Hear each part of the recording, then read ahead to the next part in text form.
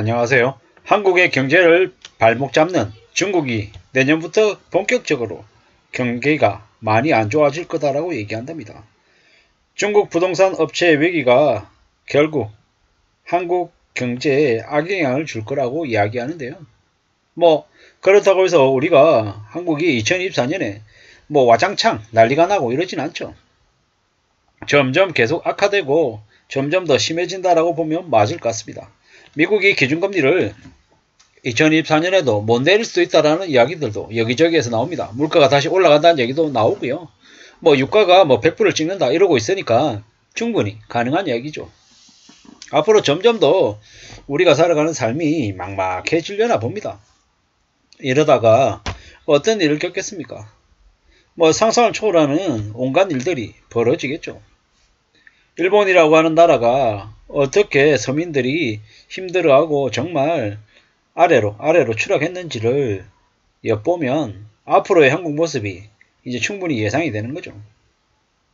이제 국수 같은 거 후루룩 말아서 그냥 먹어버립니다.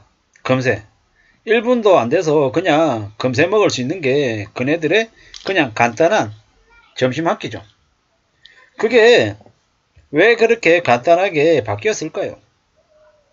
돈이 없는 거죠. 일본이라고 한 나라에서 물가가 매우 낮습니다. 근데 잘 생각해보면 물가가 왜 낮는지 우리는 충분히 예측할 수 있죠. 비싸면 사람들이 못 사먹는 거죠. 그러니까 어쩔 수 없이 사람들이 살 수 있는 가격으로 만들어 내놓으려고 하니까 어떻게 됩니까? 밑반찬들 다 없어지는 거죠. 밑반찬 다 없애고 오직 메뉴만 나오는 거죠. 메뉴만. 일본이라고 하는 나라에서 따뜻하고 맛있는 음식을 싸고 손쉽게 먹을 수 있는 곳이 많이 있습니다. 왜냐? 그래야 서민들을 상대로 장사할 수 있기 때문인 거죠. 비싸면 안 나가니까 못 파는 거죠. 사람들이 안 사먹기도 하고 이게 현실이다라는 겁니다. 앞으로 이제 우리에게도 그와 유사한 일이 벌어지겠죠. 비싸면 사람들이 못 사먹으니까 값싼 컵밥처럼 있잖아요. 밥 위에다가 반찬 이렇게 올려놓고 그냥 그걸로 땡치는 거죠. 참 많은 생각들이 듭니다. 그렇게 되면 우리네 삶은 점점 더 빡빡해지는 건데 서민들이 어떻게 되겠습니까? 먹는 거 줄여서 있잖아요. 악착같이 돈을 모으게 됩니다. 왜? 현금이 없으면 죽는다라는 걸 알기 때문이죠. 참 많은 생각들을 하게 됩니다. 지금 중국이 휘청하면 한국은 더 힘들어지고 더 어려워지죠. 감정적으로 중국이 없어도 된다라고 얘기하는 사람들은요, 한심한 사람들인 겁니다. 미국도, 유럽도, 아시아도, 일본도, 중국도, 러시아도, 한국이라고 하는 나라에게는 모두 다 중요하다라는 겁니다. 물론 좀 더 가깝고 좀 더 멀고는 있겠지만 너무 극단적으로 내려놔 버리면 답이 없다라는 겁니다. 우리가 삶을 좀 더욱 암울하게 보고 더 겁내면서 더 불안해하면서 살 수 있기 때문에 그에 대한 대비가 더더욱 더 필요한 것 같습니다. 중국이라고 하는 나라가 점점 더 어려워진다고 하는데 올해보다는 내년보다는 내후년이 더 안 좋아질 것 같습니다. 결국 한국의 경제 성장률이 1%대로 올해 주저앉을 건데요. 1% 초반대로. 내년에는 0%대가 될 수도 있겠다라는 생각을 해봅니다. 중국 관련한 이제 그 점유율이 이제 영향력이 매우 높다 보니까 더욱더 저렇게 되는 것 같습니다. 앞으로 한국은 감당 못할 부동산 그리고 온갖 부채들 그리고 방만한 정부의 재정 그리고 여당과 야당 등 불안한 정치 상황 이런 것들이 다 뒤범벅이 돼서 우리의 삶을 많이 엉망으로 만들어 놓을 것 같습니다. 지금은 믿을 데가 없죠. 믿을 데가 없습니다. 나라의 대통령도 여당도 야당도 어디 하나 믿을 데가 없다라는 겁니다.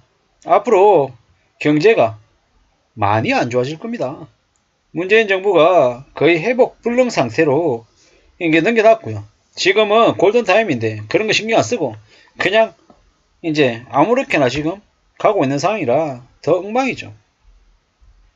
정말로 더 우려스럽고 더 충격적인 일들이 계속 생겨나고 있습니다. 참 무서운 얘기입니다. 앞으로 어떻게 될까요? 앞으로 욕심부리고 탐욕을 당연하게 생각했던 이들은 아마 많이 어려울 겁니다.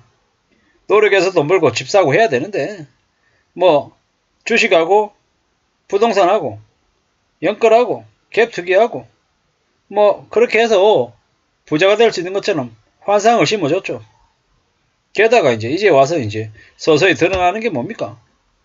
법사가 조작, 가격 조작, 부동산 담합으로 가짜로 거래한 것처럼 해서 자전 거래, 최고가 허위신고 이런 것들을 다 법적으로 바로잡을 수 있는데 안하고 내버려뒀죠. 문재인 정부나 지금이나 마찬가지로 그랬다라는 겁니다. 민주당이나 국민의힘이나 둘 다 적대적인 공생관계를 추구하면서 기득권들의 편만 들어줬고 서민들은 죽든지 말든지 아니 더 죽어나가게끔 더 많이 궁지로 내몰았다라는 게 지금 현실입니다. 앞으로 한국의 경제는 더욱더 침울해진다라고 보시면 맞습니다. 윤석열 대통령이 2027년 한 5월 정도까지인가 임기로 되어 있더라고요. 윤석열 그가 퇴임할 때쯤 되면 한국의 경제가 극도로 악화되어 있을 것 같습니다. 윤석열 정부가 끝나는 그날까지 우리는 숨죽이고 긴장하면서 지내야 되겠습니다. 한국 경제가 최악을 향해 치닫을 것이기 때문이죠. 빚은 또 다른 빚을 부르고 점점 우리를 목조를 겁니다. 한국의 경제도 더 안 좋아지고 IMF 때, 리만 때, 그 이후 지금 가장 엄청난 규모의 빚이 쌓이고 있습니다. 무역수지 적자도 심하고요. 믿을 곳이 없는 거죠. 그런데 괜찮다 한국 K 어쩌고 이러면서 괜찮은 것처럼 떠들어대는 사람들의 말을 믿어도 되겠습니까? 절대로 믿으면 안 됩니다. 지금은 엄청나게 무서운 시기입니다. 정신 바짝 차리고 살아야 됩니다. 얼마나 지금의 삶이 최악인지를 우리는 정신 바짝 차리고 살아야 됩니다. 많이 무섭고 많이 우려스럽고 많이 두려운 상황입니다. 정신 바짝 차려야 됩니다. 앞으로 평생 빚에 휘둘리면서 사는 사람들 절대로 편하게 못 삽니다. 인생이 엉망된다라고 봐야 됩니다. 참 많은 생각들을 하게 됩니다. 정신 바짝 차리고 살고 또 살아야 될 것 같습니다. 그래야 삶이 괜찮아지지 않을까, 조금이라도 나아지지 않을까 라는 생각을 해봅니다. 감사합니다.